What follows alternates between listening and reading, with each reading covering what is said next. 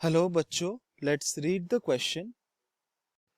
The question says, find the amount of heat generated by 1 milligram of a PO210 preparation during the mean lifetime period of this nuclei if the emitted alpha particles are known to possess the kinetic energy 5.3 mega electron volt and practically all daughter nuclei are formed directly in the ground state.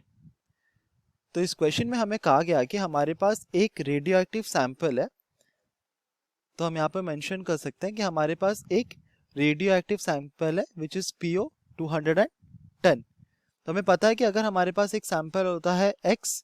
तो यहाँ पर हम इसको represent करते हैं X, A and Z। तो यहाँ पर A जो होता है वो होता है उसका मास नंबर और एटॉमिक मास, और Z जो होता है वो रिप्रेजेंट करता है उसके एटॉमिक नंबर को। तो ये हमें दिया गया कि हमारे पास ये सैंपल है और ये सैंपल क्या कर रहा है, हमारे पास 1 मिलीग्राम का सैंपल है। 1 मिलीग्राम मतलब 1 multiplied by 10 to the power -3 kg का सैंपल है और ये डिसइंटीग्रेट हो रहा है। ठीक है, तो इसका मतलब है कि हमारा जो सैंपल है 1 मिलीग्राम को हमें जो सैंपल दिया गया है वो अनस्टेबल न्यूक्लिया है और वो क्या करता है, वो over a period of time वो स्टेबल न्यूक्लिया को कन्वर्ट हो जाता है और हमें फाइंड आउट करना है कि इस प्रोसेस में कितना एनर्जी लूज हो रहा है।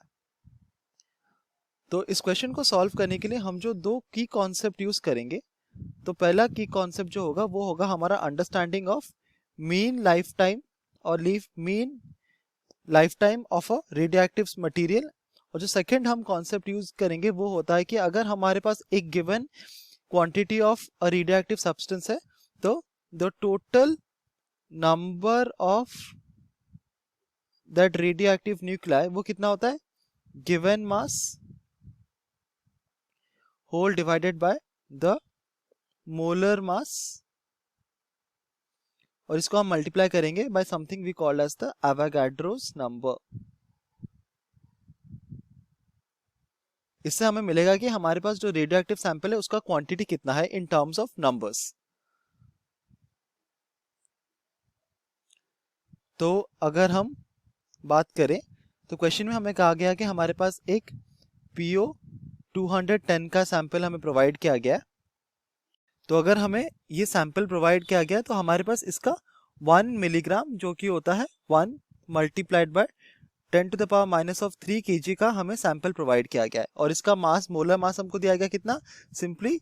210 ग्राम्स, इतना है इसका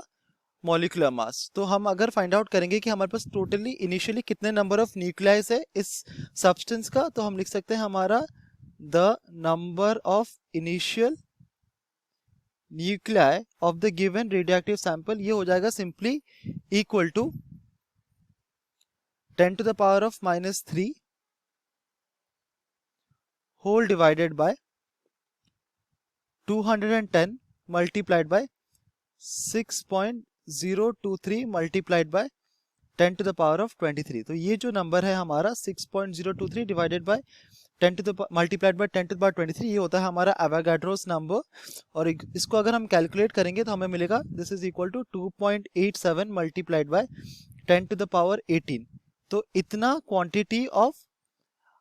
हमारा रेडियो एक्टिव न्यूक्लिया है वो बिफोर हमारा वो क्या करता है कि वो डिके करता है। तो बिफोर डिकेइंग हमारे पास टोटल इतने नंबर ऑफ न्यूक्लियाइज है। अब हमें कहा गया कि इसके मेन लाइफ टाइम पीरियड में हर एक जो न्यूक्लियाई हमारा प्रोड्यूस होगा, जो स्टेबल न्यूक्लियाई प्रोड्यूस करेगा, तो अगर ये डिके करेगा, डिके होने के बाद क्या होगा, हमारे पास एक स्टेबल न्यूक्लियाई आ जाएगा और हर एक स्टेबल न्यूक्लियाई का जो हमारा एनर्जी वो कैरी कर रहा है वो कितना है 5.3 multiplied by 10 to the power of minus of, तो मेगा इलेक्ट्रॉन वोल्ट है, so 5.3 multiplied by 10 to power 6 electron volt, इतना अमाउंट ऑफ एनर्जी वो कैरी कर रहा है हर एक स्टेबल न्यूक्लियाई डीके करने के बाद। तो पहले हमें फाइंड आउट करना है कि out of 2.87 multiplied by 10 to the power 18 जो हमारा इनिशियल न्यूक्लिया है, इसमें से कितना हमारा न्यूक्लिया जो है वो डीके कर रहा है, तो उसको हम फाइंड आउट करेंगे।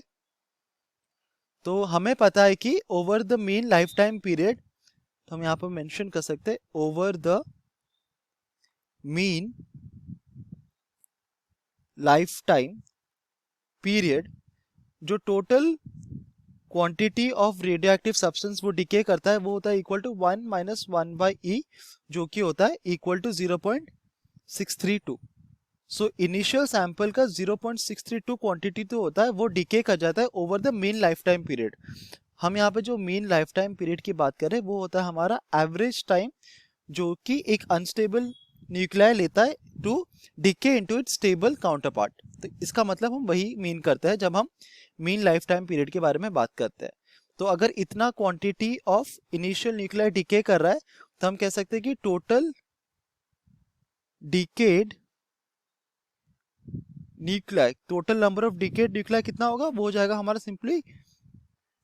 2.87 multiplied by 10 to the power 18 multiplied by 0.632। तो ये हमारा total number of decayed nucleus हो गया, और हमें पता है कि हर एक डिकेड न्यूक्लियर के पास एनर्जी होता है 5.3 multiplied by 10 to the power 6 of electron volt. तो टोटल हमारा कितना अमाउंट ऑफ एनर्जी इस पीरियड में जनरेट होगा, सो हम लिख सकते हैं यहाँ पर टोटल एनर्जी जनरेटेड, ये सिंपली हो जाएगा equal to 2.87 multiplied by 10 to the power 18 multiplied by 0.632 multiplied by 5.3 multiplied by 10 to the power 6, और इलेक्ट्रॉन वोल्ट को अगर हम कन्वर्ट करेंगे इन टर्म्स ऑफ जूल्स तो ये हो जाएगा 1.602 multiplied by 10 to the power minus of 19, ये हो जाएगा हमारा इन टर्म्स ऑफ जूल्स। तो इसको अगर हम कैलकुलेट करेंगे हमें फाइनल आंसर मिलेगा 1.54 मेगा जूल।